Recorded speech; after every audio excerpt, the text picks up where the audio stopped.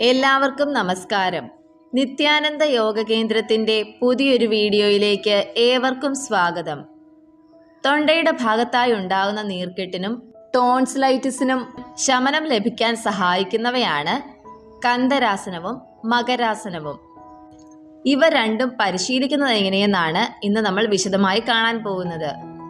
ആദ്യം നമുക്ക് കന്ദനാസനം പരിശീലിക്കുന്നതിലേക്ക് കടക്കാം. ഇരു കാലുകളും ചേർത്തും നീട്ടിയും വെച്ച് മലർന്നു കിടക്കുക. അതിനുശേഷം ഇരു കാലുകളുടെയും മുട്ടുകൾ മടക്കി കാൽപാദങ്ങൾ രണ്ടും ഏകദേശം ഒരടി അല്ലെങ്കിൽ 1.5 അടി അകലം വരുന്ന രീതിയിൽ പൃഷ്ഠഭാഗത്തോട് ചേർത്ത് തറയിൽ പതിച്ചു വെക്കേണ്ടതാണ്. ഇനി ഇരു കൈകളും മുന്നോട്ട് കൊണ്ടുവന്ന് അതത് വശത്തെ കാൽക്കുഴകളിൽ കൈകൾ കൊണ്ട് പിടിക്കേണ്ടതാണ്.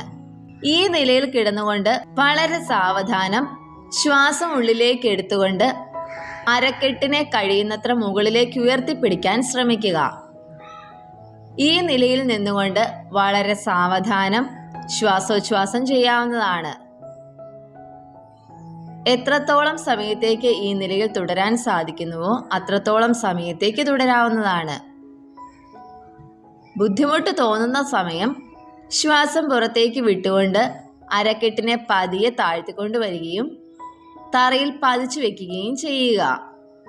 അല്പസമയത്തിന് ശേഷം ഇതേ രീതിയിൽ തന്നെ ശ്വാസം ഉള്ളിലേക്ക് എടുത്തുകൊണ്ട് അരക്കെട്ടിനെ മുകളിലേക്ക് ഉയർത്തിക്കൊണ്ടുവരികയും പറ്റുന്നത്ര സമയത്തേക്ക് ഈ നിലയിൽ തുടർന്നുകൊണ്ട് ശ്വാസോച്ഛ്വാസം ചെയ്തതിന് ശേഷം ബുദ്ധിമുട്ട് തോന്നുമ്പോൾ പതിയെ ശ്വാസം പുറത്തേക്ക് വിട്ടുകൊണ്ട് അരക്കെട്ടിനെ താഴ്ത്തി തറയിൽ പതിച്ചു വെക്കുകയും ചെയ്യുക. ഇങ്ങനെ 1-2 തവണ കൂടി പരിശീലിക്കാവുന്നതാണ്.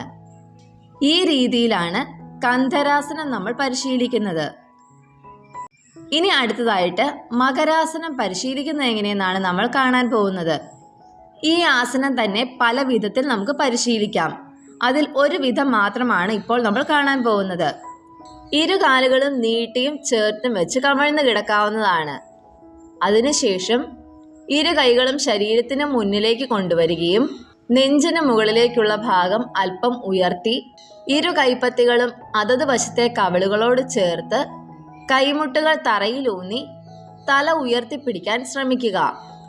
ഈ അവസ്ഥയിൽ കൈത്തണ്ടം മുതൽ കൈമുട്ടുകൾ വരെയുള്ള ഭാഗങ്ങൾ ചേർന്ന് വേണം ഇരിക്കേണ്ടത്. ഈ നിലയിൽ കിടന്നുകൊണ്ട് വളരെ സാവധാനം ശ്വാസം ഉള്ളിലേക്ക് എടുക്കുകയും ശ്വാസം പുറത്തേക്ക് വിടുകയും ചെയ്യാവുന്നതാണ്.